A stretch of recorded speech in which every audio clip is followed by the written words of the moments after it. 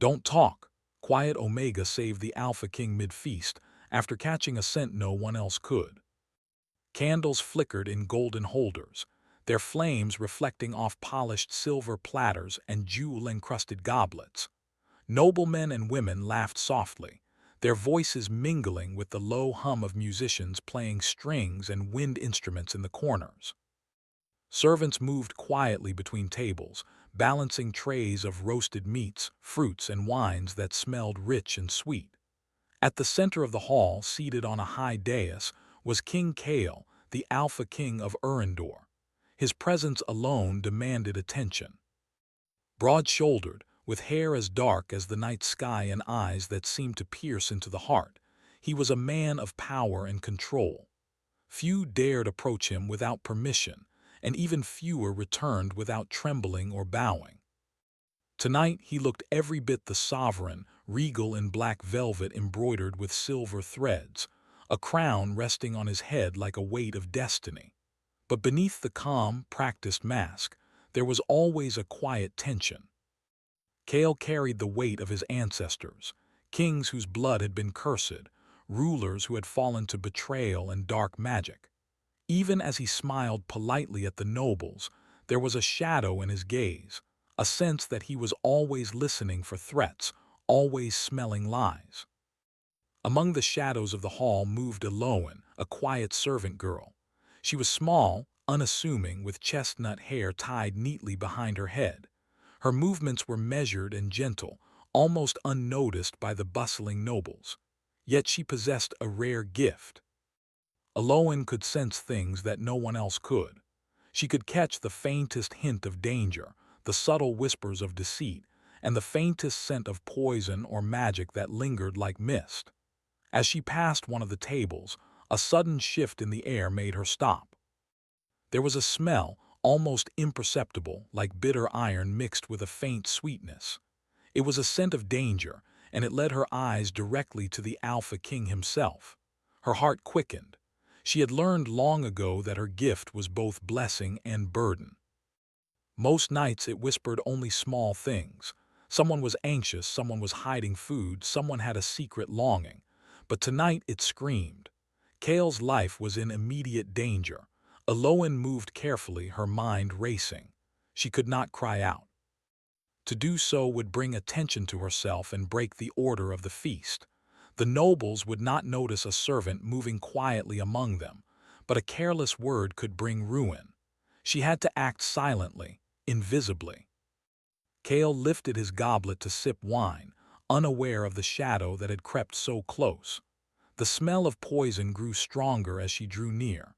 Her instincts sharpened, and she knew what she must do. With careful hands, she shifted a small tray that held herbs and spices near the goblet, sending a slight puff of powdered cinnamon into the air. The scent mingled with the poison, dulling its effect just long enough. For a heartbeat, Kale froze, his senses suddenly alert as if he had felt a cold finger brush against his spine. He glanced around, scanning the crowd. No one seemed to notice anything. He lowered his eyes and saw, from the corner of his vision, a small blur of movement, a servant quickly stepping away. Eloan exhaled quietly, relief washing over her. She had done it. Kale was safe, at least for now. Yet as she moved to the far side of the hall, her gaze caught his. His dark eyes had found hers, and for a fleeting moment, time seemed to halt. She felt a spark of recognition, a silent acknowledgement that somehow, somewhere, he had sensed her intervention. The music played on, the nobles laughed, but for Kale, the air had changed.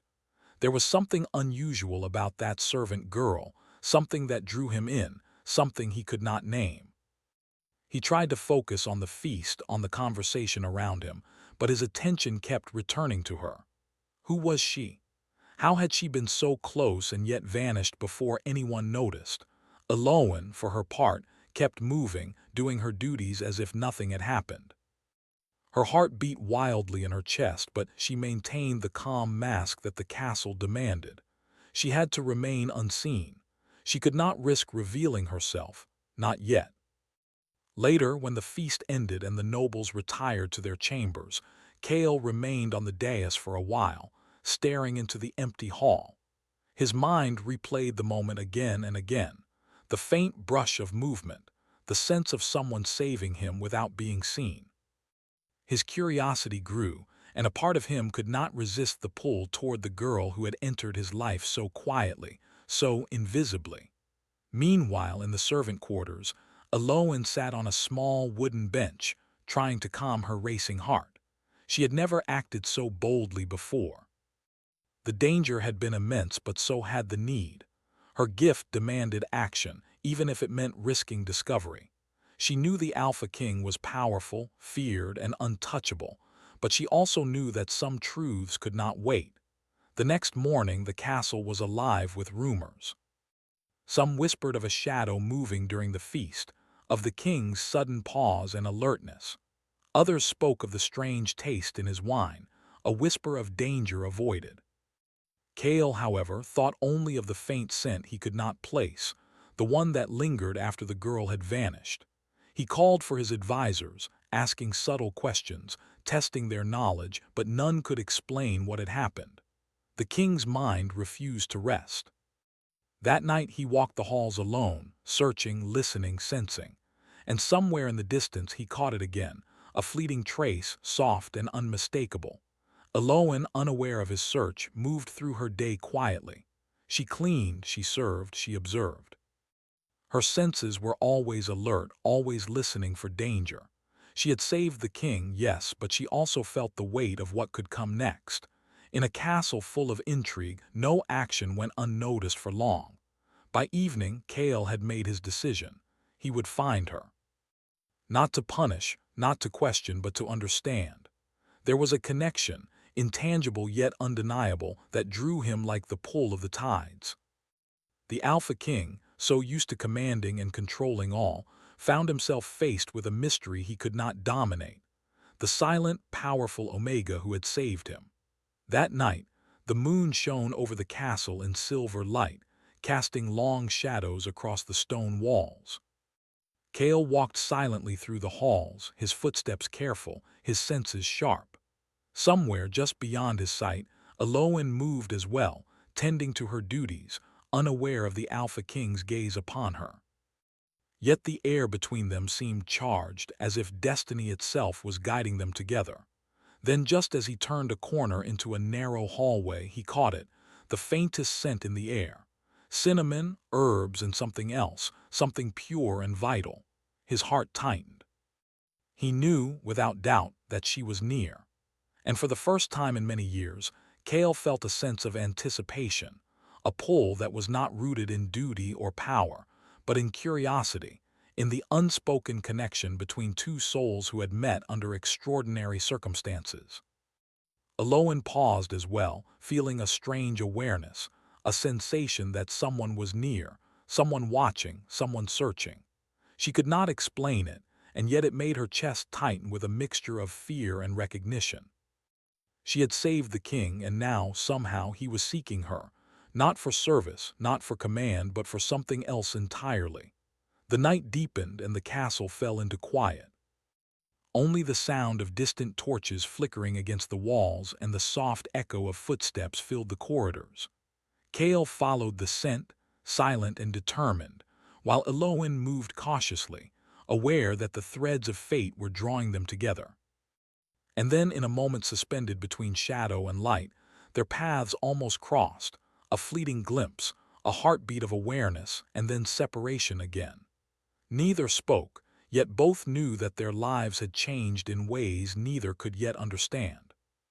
The king's curiosity burned brighter than ever, and the Omega's heart raced with the weight of secrets and power she could barely control.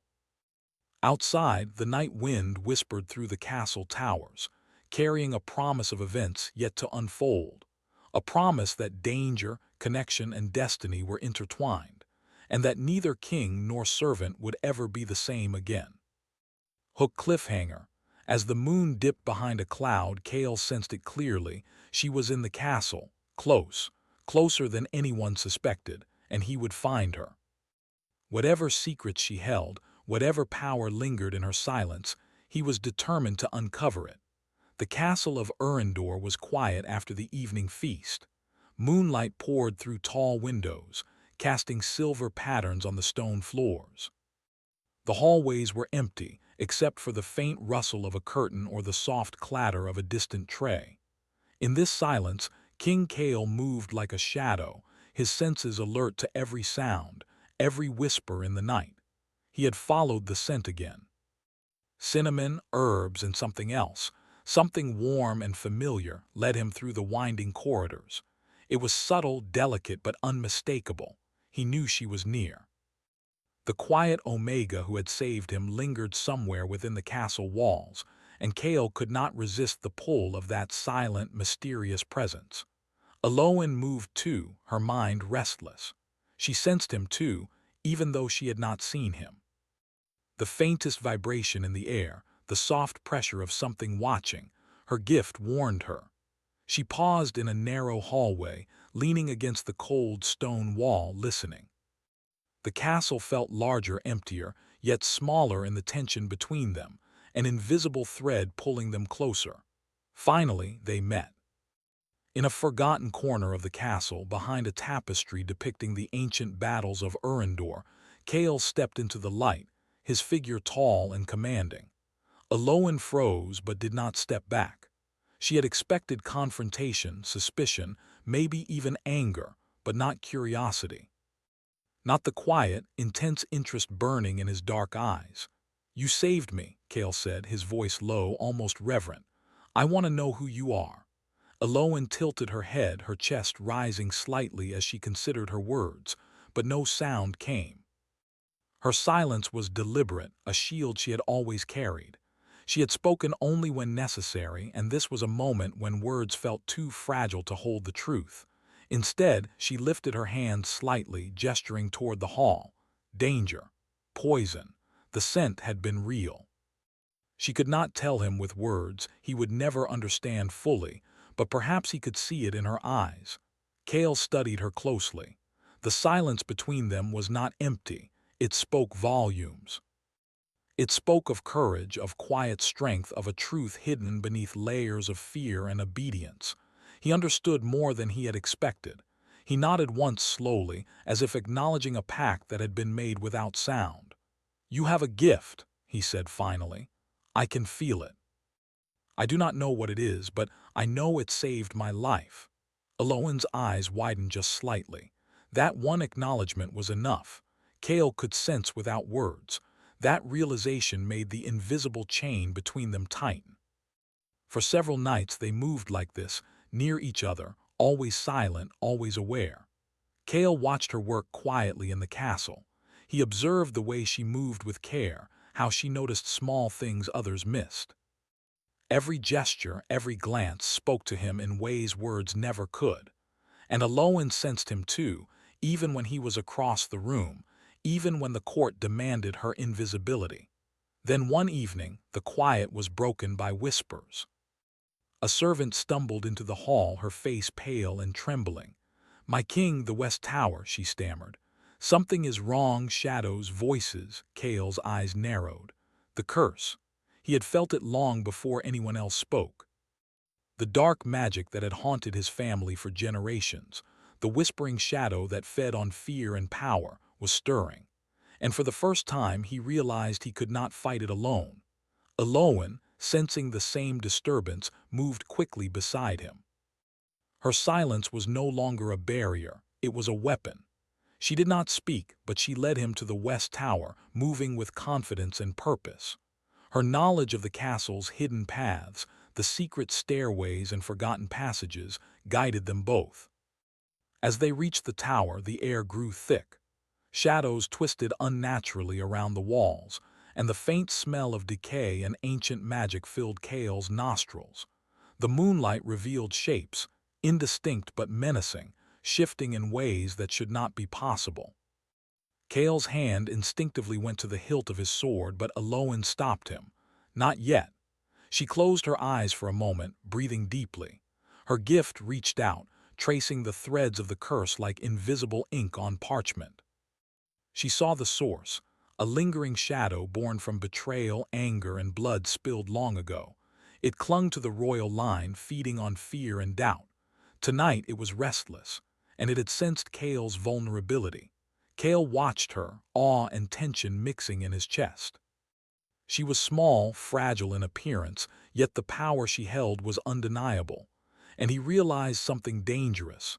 He was becoming dependent on her, not just for life but for understanding. "Do you see it?" he asked quietly, though he did not expect a spoken answer. Aloin's eyes opened, bright and steady. She nodded once. The gesture was enough. Together, silently, they stepped into the shadows of the tower. The curse was stronger than either had anticipated. Shadows coiled like living things, twisting around them, whispering threats and secrets, testing their courage. Kale's sword clashed against the dark energy, but the metal met only resistance, like striking smoke.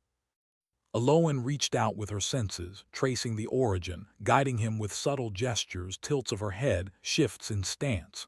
She became his compass, his anchor. Hours passed, though it felt like minutes. Every brush of shadow against skin, every whisper in the dark, heightened the bond between them. Kale felt it keenly. The way she moved, the way she watched, the way she understood the language of danger that no words could express. His admiration grew into something more profound, an unspoken connection that neither could name yet. Then came the moment of reckoning. The shadows surged, taller and darker than before, coalescing into a form that resembled Kale's ancestor, a king long dead whose betrayal had started the curse. The specter's voice echoed in their minds, cruel and accusing. "You are weak. You are unworthy. The throne is mine as it was mine before." Kale's hand shook slightly on his sword. His heart raced. He had faced many enemies, but none like this. He was not just fighting a creature. He was fighting his own history, the weight of blood and magic that had defined his family for generations. Aloin did not hesitate. She stepped forward, holding nothing but her presence and her gift. The air around her seemed to shimmer with an unseen force.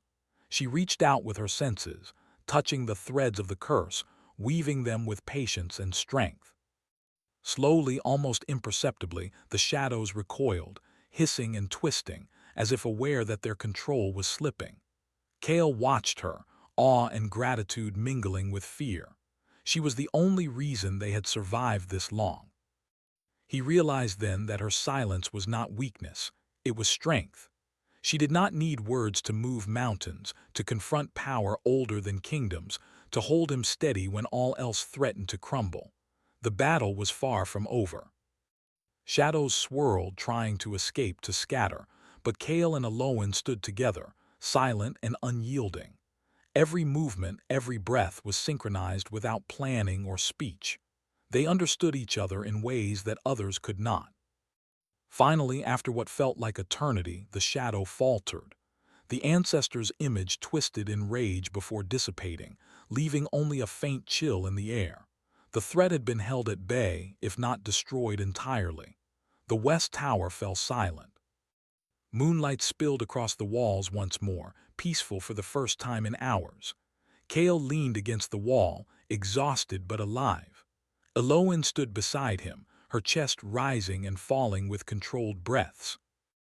Neither spoke, yet the connection between them hummed with intensity.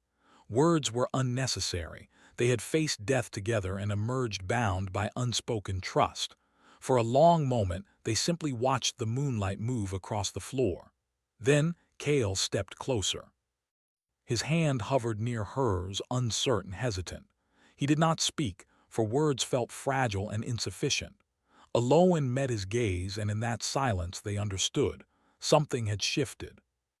Fear had become courage, caution had become trust, and the faint stirrings of something deeper had begun. But even as they stood together, the castle seemed to breathe around them, whispering of dangers still hidden, of power that had not yet been tamed. The curse had been weakened, but it had not vanished. And Kale knew, with a weight he could not ignore, that their bond would be tested again, in ways neither could yet imagine. Hook cliffhanger, just as they prepared to leave the tower, a distant scream echoed through the castle, sharp and terrified. Kale's hand shot to his sword, but Alolan raised her palm, shaking her head slightly. This was no ordinary threat. The shadows were stirring again. And this time, the danger was closer than they had imagined. The castle of Urindor was restless. Even under the calm of moonlight, the walls seemed alive with shadows that moved of their own accord. King Kale and Alolan stood at the base of the main tower, their breaths visible in the cold night air. The distant scream from the west tower had vanished, but the echo lingered, as if the castle itself held its breath, waiting. Kale tightened his grip on the hilt of his sword. His eyes scanned every corridor, every shadow. The curse was still here. It had not been destroyed. It had only been delayed, weakened by Alolan's skill, her gift, her courage. And yet the sense of danger was stronger than ever. Alolan stood beside him, calm and resolute. Her small frame carried a quiet power, the kind that could not be measured by size or strength. She did not speak, but her presence was enough to steady him, to anchor him when doubt and fear threatened to rise. She extended a hand, then withdrew it as if offering him guidance without words. Kale understood immediately. He needed to trust her completely. They moved together through the castle, silent and precise. Every step was measured. Every shadow was examined. The air grew colder as they climbed the spiraling staircases, the stone beneath their feet slick with moisture. A soft wind whispered through broken windows, carrying a faint, bitter scent of iron and smoke. This was the origin, Kale realized, the heart of the curse, where the magic had been born centuries ago, fed by betrayal and fear.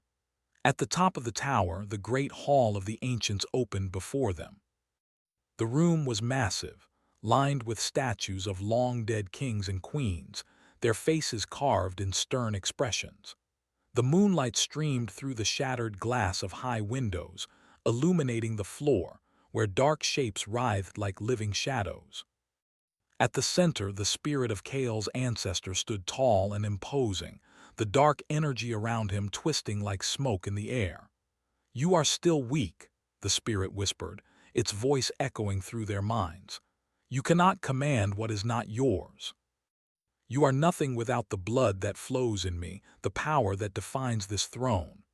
Kale's hands tightened on his sword.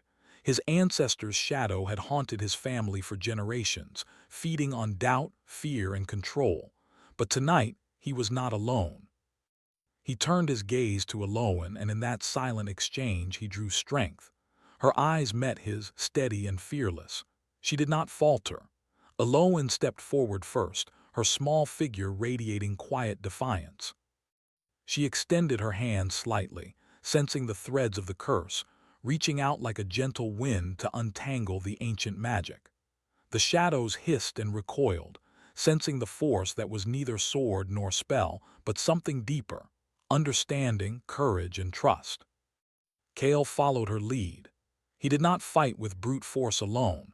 He moved with her, his actions guided by her gestures, their connection unspoken yet complete. Each shadow that lunged toward them met resistance, not from metal or fire, but from the bond between the Alpha King and the quiet Omega. The ancestor's spirit roared, a sound that shook the stone walls and echoed through the castle towers. "You think to end me. You are nothing." Kale's voice rang out low and determined. "I am not nothing, and she is not nothing. Together we are stronger than you imagine." Alolan nodded ever so slightly. Her silence carried power, a strength that words could never capture. She reached out, touching the threads of the curse, guiding Kale to move with precision. The shadows recoiled again, writhing, twisting, desperate to survive, but their control over the castle was breaking. Hours seemed to pass in minutes. The battle was not with swords alone, nor with physical force, but with trust, courage, and the delicate weaving of magic and instinct. Kale felt his own fear and doubt ebbing away with every moment he followed Alolan's lead. And she, sensing the tension in him, used her gift to steady his mind, to protect him even as they fought side by side. Finally, the ancestor's spirit faltered. Its voice, once powerful and commanding, wavered. "No, this cannot be. You are not mine to command." Aloin's hands glowed faintly with a soft, golden light. The curse had been fed by fear and anger, but it could not resist courage and trust. Slowly, carefully, she guided the shadow back into the depths of the tower, sealing it away with threads of her gift. The darkness shrank, twisted, and vanished, leaving only a faint, cold draft behind. Kale dropped to his knees, exhausted but alive. He felt the weight of generations lift slightly from his shoulders. He looked at Aloin, and for the first time he allowed himself to show his relief. His voice, low and almost trembling, broke the silence. You did this. You saved us." Aloin remained silent, but she let herself smile faintly. She had no need to speak. The understanding between them was complete. She had not only saved the king, she had saved the kingdom, and in doing so had formed a bond stronger than any oath or crown. Kale rose slowly, extending his hand to her. "I cannot thank you enough," he said, his voice steady now. "But there are other things I must learn, about this gift, about you, and about myself." Aloin inclined her head slightly, acknowledging him. She did not speak, but her eyes were soft, trusting, and patient. Words were not necessary. Kale understood that some connections did not require language. They required presence, courage, and trust. The castle began to breathe again, the shadows retreating, the moonlight filling the halls with silver clarity. Yet the night had changed them both. Kale was no longer simply a king bound by fear and tradition. He was a man who had learned to trust another completely. And Aloin, once invisible and silent, had become a force that even the curse itself could not deny. For the next several days, the bond between them deepened. They moved through the castle together, not as master and servant, but as partners in a quiet, unspoken understanding. Kale observed her constantly, learning from her patience, her perception, and her courage. He found himself listening more, speaking less, realizing that power was not only in command, but in trust and connection. Aloin, in turn, sensed Kale's transformation. He was still the Alpha King, strong and commanding, but there was a softness now, a willingness to see beyond fear and control. She guided him not with words, but with small gestures, subtle directions, and the power of her gift. Slowly, the unspoken bond between them became something deeper, something neither had anticipated but both had longed for in silence. Then came the night when the castle slept in peaceful quiet. Kale stood on the balcony, staring at the moonlit landscape of Urindor, the forests and rivers stretching far into the distance. The weight of the crown felt lighter, not because the responsibilities had lessened, but because he no longer bore them alone. Aloin appeared at the doorway, her form framed in the soft light. She did not speak, did not step forward. She merely stood there, her presence enough to fill the space between them with warmth and understanding. Kale did not move toward her immediately. Instead, he inhaled, drawing strength from the silence, the trust, and the bond that had formed over danger and shared courage. Finally, he stepped forward, not with command, not with expectation, but with careful, deliberate respect. "You have changed everything," he said softly, almost to himself. "And I am grateful beyond words." Aloin's eyes met his. No words passed, but the air between them hummed with unspoken emotion. She had seen his courage, his vulnerability, and his willingness to change. He had seen her strength, her wisdom, and the power in her silence. Together they had faced darkness and emerged stronger. The night stretched around them, quiet and infinite. Somewhere, far below in the castle, the echoes of past shadows faded completely. The curse had been weakened, the threat held at bay, and the bond between King and Omega had become something enduring and unspoken. And yet, even in the calm, a sense of possibility lingered. The kingdom was safe for now. But the future held unknown challenges, tests of courage and trust that neither could predict. What mattered most was that they would face them together, silent, steadfast, and bound by a connection that words could never capture. As the moonlight washed over them, Kale sensed her close by, the faintest hint of cinnamon and herbs carried on the night breeze. He did not call her, did not demand her presence. He only acknowledged her, the quiet Omega who had saved him, guided him, and changed him forever.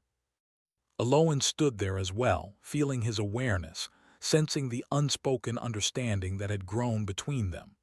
She had saved the king, yes, but in doing so, she had also found a place where her silence, her gift, and her courage were valued and respected. The castle seemed to settle around them, the shadows retreating completely, leaving only moonlight, stone, and the quiet promise of a future built on trust, courage, and unspoken bonds.